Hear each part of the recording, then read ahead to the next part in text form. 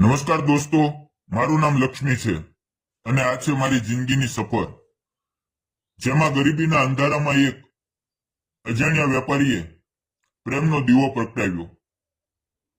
તમે યુટ્યુબ પર સાંભળી રહ્યા છો તો આરામથી બેસો, કાન ખુલ્લા રાખો અને મારી સાથે આ નવી સફરમાં જોડાઓ. શરૂઆત કરીએ તો મારી જિંદગીની પહેલી શરૂઆત ગામની બજારની ધૂળ અને મારા પિતાજીના હાથની મહેનત જ હતી.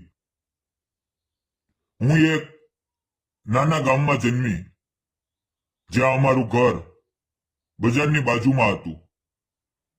એક નાની દુકાન જેવું, જ્યાં પિતાજી શાકભાજી વેચતા, મમ્મી ઘર સંભાળતી અને હું નાની ઉંમરથી જ તેમને મદદ કરતી. ક્યારેક શાકભાજી સાફ કરતી, ક્યારેક ગ્રાહકોને વજન કરીને આપતી.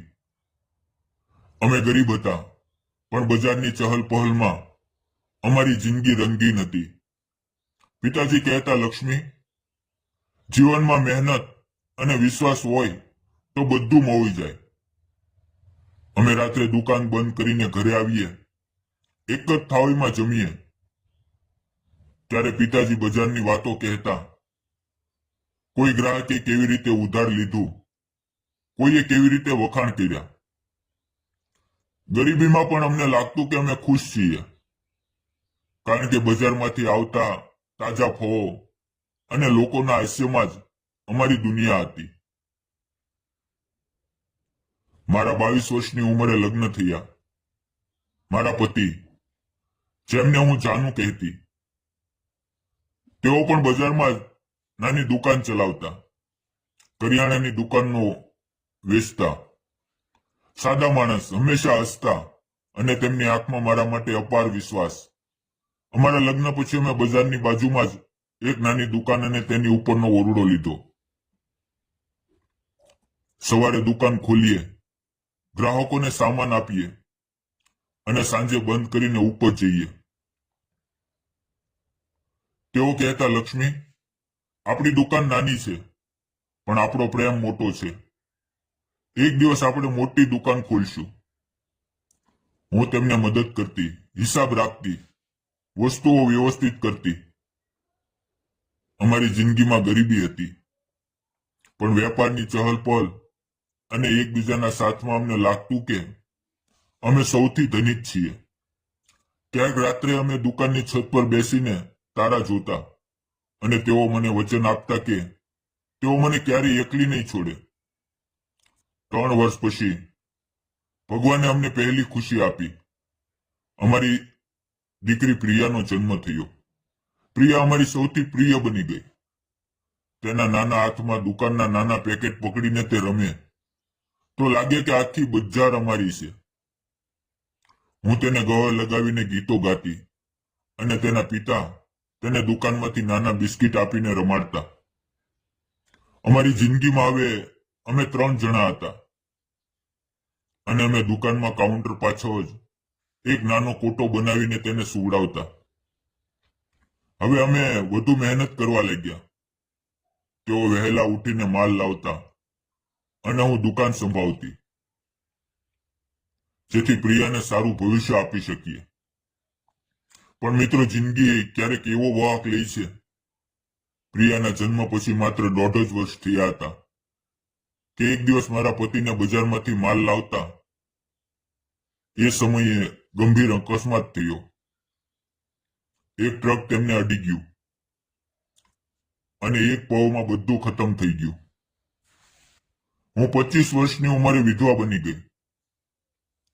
તે દિવસની યાદ આવે તો આજે પણ મારું હૃદય ધ્રુજી ઉઠે છે. હું તેમના શરીર પાસે બેસીને રડતી રહી અને પ્રિયા તેના નાના હાથમાં મારા આંસુ લૂછતી, જાણે કહેતી હોય, મમ્મી, હું છું ને. પણ બજારની ચહલ-પહલ અચાનક શાંત થઈ ગઈ. લોકો વિધવાઓને જુએ તો જાણે વેપારમાં અડચણ હોય. કેટલાક ગ્રાહકો કહેતા, બિચારી લક્ષ્મી, હવે દુકાન કેમ ચાલશે? કેટલાક પીઠ પાછળ વાતો કરતા, વિધવા છે, દુકાન વેચી દેશે.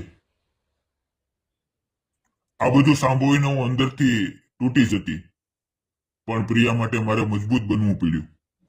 મારા માતા પિતા વૃદ્ધ હતા અને તેઓ કહેતા, લક્ષ્મી, પ્રિયાને લઈને અમારી પાસે આવી જા. પણ મને લાગ્યું કે મારા પતિએ જે સપનું જોયું હતું તેને હું પૂરું કરીશ. હું પ્રિયાને ગળે લગાવીને કહેતી, બેટા, તારી મમ્મી દુકાન ચલાવશે અને તને દુકાનમાં રમાડીશ. અને તે તેની માસૂમ આંખોમાંથી મને જોઈને હસતી, જાણે તે સમજતી હોય કે અમારી જિંદગી હવે મહેનતમાં છે. મિત્રો, નવી શરૂઆત કરવી બહુ મુશ્કેલ હતી.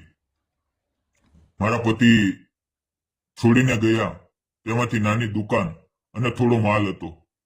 હું તેને ચલાવવા લાગી. સવારે વહેલા ઉઠીને માર્કેટમાંથી માલ લાવવો, પ્રિયાને તૈયાર કરવું અને દુકાન ખોલવું. ગામ અને આસપાસના લોકો મારી પાસે આવે. પણ આર્થિક સંઘર્ષ તો દરરોજનો હતો. ક્યારેક માલ વેચાય નહીં તો ઉધાર લેવું પડે. ક્યારેક પ્રિયાને નવા કપડાં ન આપી શકું તો અંદરથી દુઃખ થાય. હું દુકાનમાં બેસીને હિસાબ રાખતી, ગ્રાહકોને સ્મિત આપતી. પણ રાત્રે જ્યારે પ્રિયા સૂઈ જાય તો હું દુકાનના કાઉન્ટર પર માથું ટેકવીને રડતી અને વિચારતી, ભગવાન આ વેપારની લડતમાંથી ક્યારે મુક્તિ મળશે. પણ હું જાણતી હતી કે વિધવા તરીકે મારે દુકાનને બચાવવી પડશે અને પ્રિયાને ભણાવીને મોટી બનાવવી પડશે. આ જ રીતે મહિનાઓ વીતી રહ્યા હતા. પ્રિયા હવે 3 વર્ષની થઈ અને તે દુકાનમાં જ મારી સાથે રમતી. હું તેને નાની નાની વસ્તુઓમાંથી ખુશ કરતી. ક્યારેક દુકાનમાંથી એક ચોકલેટ, ક્યારેક બજારનું એક રમકડું. પણ જિંદગીમાં એકલતા અને આર્થિક તંગીનો બોજ વધતો ગયો. બજારના અન્ય વેપારીઓ મારી મદદ કરતા, પણ કોઈ વાસ્તવિક સહારો નહોતો. અને પછી એક દિવસ જિંદગીએ એક અજાણ્યા વેપારીને મોકલ્યો. તેનું નામ કમલેશ. તે આસપાસના શહેરમાંથી માલ લઈને આવતા હતા અને અમારી બજારમાં જથ્થાબંધ વેચાણ કરતા. ઊંચા, સુંદર વ્યક્તિત્વ અને બોલવાની રીત એટલી વેપારી અને વિશ્વાસપાત્ર કે લોકો તેમની સાથે વ્યવહાર કરવા માટે આતુર રહેતા. તેઓ પોતે પણ વિધુર હતા. તેમની પત્ની કેટલાક વર્ષ પહેલા અકસ્માતમાં ગુજરી ગયા હતા અને તેમની એક દીકરી શહેરમાં ભણતી હતી. તેઓ વેપારમાં વ્યસ્ત રહેતા, પણ તેમની આંખોમાં એક અજાણી ઉદાસી હતી. એક દિવસ તેઓ મારી દુકાન પાસે આવ્યા અને માલ આપવા. તેઓ કહે, તમારી દુકાનમાં કિરાણાનો માલ જોઈએ છે? હું સારા ભાવે આપીશ. હું ચોંકી ગઈ, કારણ કે તેઓ મારી પરિસ્થિતિ જાણતા હતા. બજારમાં વાતો ફેલાય છે, પણ તેણે માલ આપ્યો અને કહ્યું, લક્ષ્મી, તું એકલા દુકાન ચલાવે છો તે જોઈને માન થાય છે. જો કંઈ જરૂર હોય તો કહેજો. તેમના શબ્દોમાં વેપારી ચતુરાઈ સાથે માનવતા હતી. ધીરે ધીરે કમલેશ અમારી દુકાનના નિયમિત સપ્લાયર બની ગયા. તેઓ અઠવાડિયે એકવાર આવતા, માલ આપતા અને મારી સાથે વેપારની વાતો કરતા. તેઓ મારી પરિસ્થિતિ જોઈને મદદ કરવા લાગ્યા. ક્યારેક માલ ઉધાર પણ આપતા, ક્યારેક સારા ભાવે, જેથી મારી દુકાન ચાલે. તેઓ પ્રિયા સાથે રમતા, તેને નાના પેકેટ આપતા અને કહેતા, બેટા, તારી મમ્મી બહુ મહેનતુ છે, તું પણ વેપારી બનજે. હું કહેતી, તમે આટલી મદદ કેમ કરો છો? તેઓ હસીને કહેતા, લક્ષ્મી, વેપારમાં વિશ્વાસ હોય તો બધું ચાલે, અને તમારામાં વિશ્વાસ છે. તમે નિષ્ઠાથી દુકાન ચલાવો છો. તેઓની મદદથી મારી દુકાન વધવા લાગી. તેઓ મને વેપારની ટિપ્સ આપતા. કયો માલ વધુ વેચાય, કેવી રીતે ગ્રાહકોને આકર્ષવા. હવે ધીરે ધીરે અમારી વચ્ચે એક અજાણી નજીકતા ઊભી થઈ. તે મારા સંઘર્ષની વાતો સાંભળતા અને કહેતા, લક્ષ્મી, તમે વિધવા છો, પણ તમારી હિંમત વેપારીઓને પણ શરમાવે છે. મને લાગતું કે આ માણસ વેપાર સાથે એક નરમ હૃદય છે. એક વરસાદી સાંજે જ્યારે બજારમાં પાણી ભરાઈ ગયું અને ગ્રાહકો ઓછા હતા, કમલેશ આવ્યો. તેઓ આજે થોડા અલગ લાગતા હતા. પ્રિયા દુકાનમાં સૂતી હતી. મેં પૂછ્યું, કમલેશ, આજે માલ નથી લાવ્યા? તેઓ ધીમેથી બોલ્યા, લક્ષ્મી, હું તમારી બહુ ઇજ્જત કરું છું. તમે જે રીતે દુકાન અને પ્રિયાને સંભાળો છો તે જોઈને મનમાં વિશ્વાસ જન્મ્યો છે. હું શાંત રહી. તેઓ આગળ બોલ્યા, મારા જીવનમાં પણ ખાલીપો છે. મારી પત્નીના ગયા પછી વેપારમાં જ વ્યસ્ત છું. આપણે એકબીજાનો સહારો બની શકીએ. વેપારમાં સાથે, જીવનમાં સાથે. મારા હાથમાંથી હિસાબની પોથી પડી ગઈ. તેઓ કહેતા ગયા, લક્ષ્મી, હું તારી સાથે લગ્ન કરીને, પ્રિયાના પિતા બનીને અને તમારી દુકાનને મોટી બનાવીને સહારો આપીશ. મારા હૃદયમાં વરસાદ જેવી લાગણીઓ વરસી. મેં કહ્યું, કમલેશ, હું વિધવા છું, ગરીબ દુકાનદાર. સમાજ અને બજાર શું કહેશે? તેઓ હસ્યા. લક્ષ્મી, વેપારમાં વિશ્વાસ હોય તો સમાજ પણ સ્વીકારે, અને અમારો પ્રેમ વેપાર જેવો નિષ્ઠાવાન છે.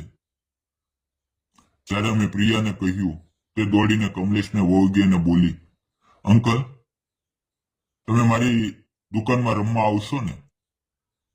તે પળમાં મારી જિંદગી નવી થઈ. બજારના વેપારીઓએ અને સમાજે અમારા નિર્ણયને સ્વીકારી લીધો, કારણ કે તેમનું માન અને અમારો વિશ્વાસ દેખાતો હતો. સરળ રીતે અમારા લગ્ન થયા અને હવે કમલેશ મારા પતિ છે, પ્રિયાના પિતા અને અમારી દુકાનના ભાગીદાર. તેઓ કહે છે, લક્ષ્મી, હવે આપણી દુકાન મોટી થશે અને આપણો પ્રેમ પણ. દોસ્તો, આ વાર્તા છે વેપાર અને વિશ્વાસની, જ્યાં ગરીબી, વિધવાપણું અને દુકાનના સંઘર્ષ વચ્ચે પ્રેમ મળ્યો. સમાજે સ્વીકારી લીધું અને જીવન એક નવો વેપાર બન્યો. જો તમને આ વાર્તા ગમી હોય તો લાઈક, શેર અને સબસ્ક્રાઇબ કરજો. ફરી મળશું આવતીકાલે એક નવા વિડીયોમાં. ત્યાં સુધી આવજો. વિડીયો પૂરો જોવા બદલ આપ